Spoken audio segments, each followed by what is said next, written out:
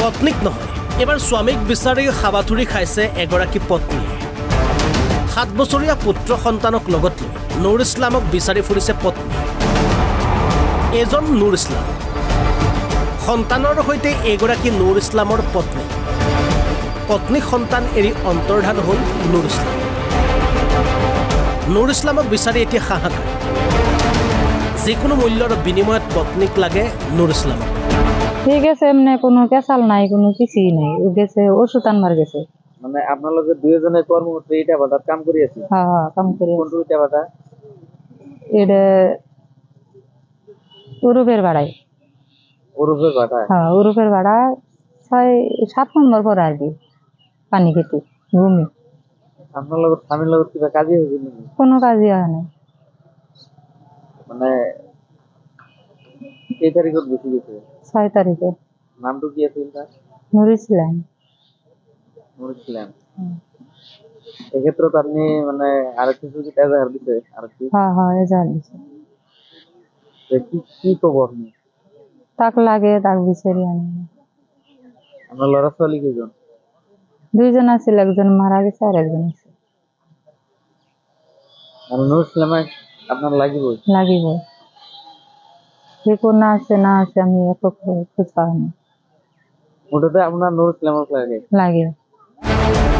আচলতে দক্ষিণ কামৰূপৰ পানীখাইটি 6 নং মাথাউৰিৰ এটা ইটা ভাটা দিন হাজিৰা কৰে পত্নী আৰু স্বামী নুৰ ইছলামে। কিন্তু 6 ফেব্ৰুৱাৰীৰ বিয়লিৰ পৰা সন্ধানহীন হৈছে নুৰ ইছলাম। এতিয়া স্বামী নুৰক বিচাৰি ছয়গাঁও আৰক্ষী থানাত এজাহাৰ দাখিল কৰাৰ লগতে সংবাদ মাধ্যমৰ কাষ চাপিছে পত্নীয়ে। লগতে স্বামীৰ খবৰ পালে 8827941143 নম্বৰত যোগাযোগ কৰিবলৈ আহ্বান জনাইছে পত্নীয়ে। চুনতলিৰ পৰা নয়ন আলীৰ ৰিপৰ্ট, অসম লাইভ 24। পত্নীক নহয়, এবাৰ স্বামীক বিচাৰি হাবাথুৰি খাইছে এগৰাকী পত্নীয়ে। 7 বছৰীয়া পুত্ৰ সন্তানক লগত লৈ নুৰ ইছলামক বিচাৰি ফুৰিছে পত্নী। এজন নুৰ ইছলাম, সন্তানৰ সৈতে এগৰাকী নুৰ ইছলামৰ পত্নী। পত্নী সন্তান এৰি অন্তৰ্ধান হ'ল নুৰ ইছলাম। নুৰ ইছলামক বিচাৰি এতিয়া হাহাকাৰ। যিকোনো মূল্যৰ বিনিময়ত পত্নীক লাগে নুর ইসলামক। ঠিক আছে, এমনি কোনো কেসাল নাই, কোনো কিছুই নাই, ও গেছে ওষুধ আনবার গেছে। মানে আপনাদের দুইজনে কর্মক্ষেত্রে ইটা ভাটাত কাম করি আছে? হ্যাঁ হ্যাঁ কাম করি। কোনটা ইটা ভাটা? এটা উরুপের ভাড়ায়। উরুপের ভাটা? হ্যাঁ উরুপের ভাড়া 6-7 নম্বর পর আর কি পানি খেতে ভূমি। আপনার লোক স্বামীর লোক কিবা কাজই হয়েছে নাকি? কোনো কাজই হয় না। মানে এই তারিখত বেশি গেছে? 6 তারিখে। নামটা কি আছে এটা? নুর ইসলাম। নুর ইসলাম। এক্ষেত্রে তো আপনি মানে আর কিছু কি এজাহার দিতে আর কি? হ্যাঁ হ্যাঁ এজাহার দিছে। কি খবর আপনি? তাক লাগে, তাক বিচারি আনি। আপনার লড়া ছোৱালী কেইজন? 2 জন আছিল, একজন মারা গেছে আর একজন আছে। আর নুর ইসলামে আপনার লাগিবই? লাগিবই। যে কোন আছে না আছে আমি একক খোঁজ পাই না। ওটাতে আপনার নুর ইসলামক লাগে? লাগে।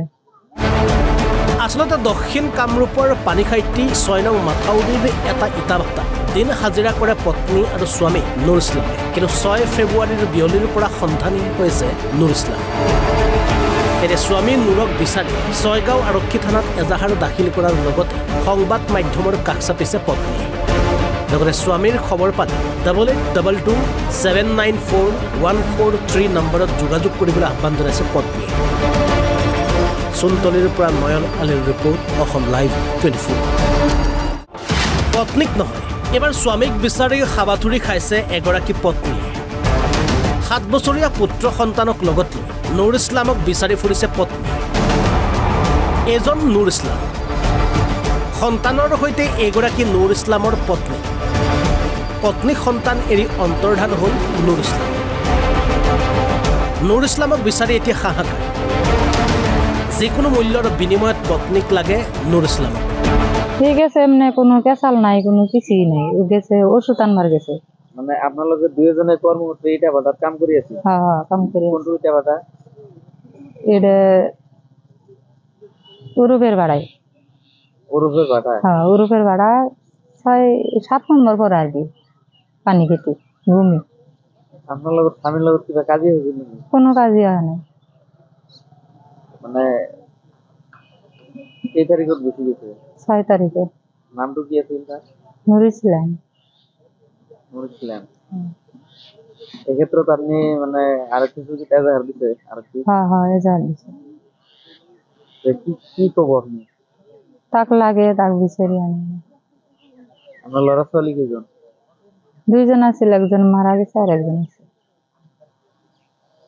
আর নুর ইসলামে আপনার লাগিবই? লাগিবই। সে কোন আছে না আছে আমি একক খোঁজ পাই না। মুঠতে আপনার নুর ইসলামক লাগে? লাগে। আচলতে দক্ষিণ কামৰূপৰ পানীখাইটি 6 নং মাথাউৰিৰ এটা ইটা ভাটা দিন হাজিৰা কৰে পত্নী আৰু স্বামী নুৰ ইছলামে। কিন্তু 6 ফেব্ৰুৱাৰীৰ বিয়লিৰ পৰা সন্ধানহীন হৈছে নুৰ ইছলাম। এনে স্বামী নুৰক বিচাৰি ছয়গাঁও আৰক্ষী থানাত এজাহাৰ দাখিল কৰাৰ লগতে সংবাদ মাধ্যমৰ কাষ চাপিছে পত্নী। লগতে স্বামীৰ খবৰ পালে 8827941443 নম্বৰত যোগাযোগ কৰিবলৈ আহ্বান জনাইছে পত্নী। চুনতলিৰ পৰা নয়ন আলীৰ ৰিপৰ্ট, অসম লাইভ 24।